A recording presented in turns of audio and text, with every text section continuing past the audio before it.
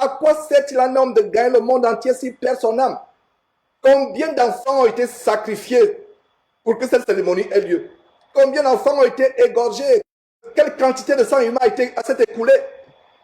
Combien de bébés ont été écrasés, mangés pour cette cérémonie?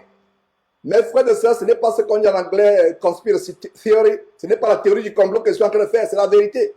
Nous avons dénoncé cette abominable église qui, depuis des années, est derrière des scandales tels que la pédophilie, le viol d'enfants, le viol des nonnes, des sœurs religieuses. Il y a eu des documentaires là-dessus. Et cet homme qui est, regardez, il y a deux anges gardiens, mes frères et sœurs. Ces gens qui sont en train de garder le cadavre, pourquoi ces deux gardiens n'ont pas protégé la mort? Les seuls anges gardiens que nous avons, c'est les anges de Dieu qui nous gardent jour après jour. Regardez ces gens avec des épées qui gardent de part et d'autre le cercueil, la bière ou le cercueil. Et ils ne peuvent pas empêcher qu'ils se dirigent en enfer. Ils ne peuvent pas empêcher. Et il y a tout un symbolisme. Et ce qui se passe de jour, ce n'est pas ce qui se passe la nuit. Il y a des cérémonies occultes qui sont passées la nuit. Et comme rien ne se cache, peut-être par la grâce de Dieu, nous reviendrons pour exposer cela.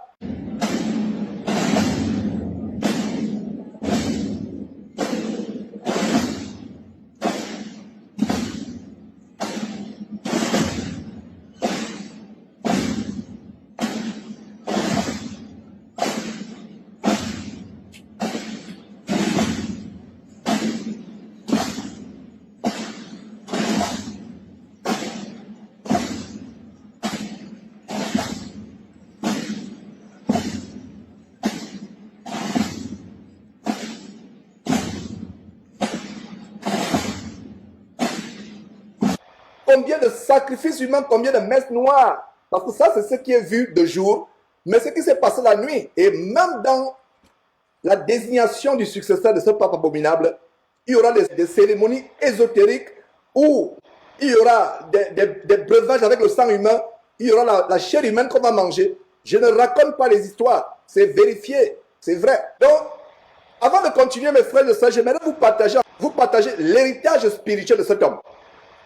L'héritage spirituel de cet homme, l'héritage abominable du pape François, voici ce que plusieurs retiendront de lui. Je vais citer une dizaine de choses parmi tant d'autres. La première chose, c'est que cet homme a déclaré que Jésus-Christ était fou.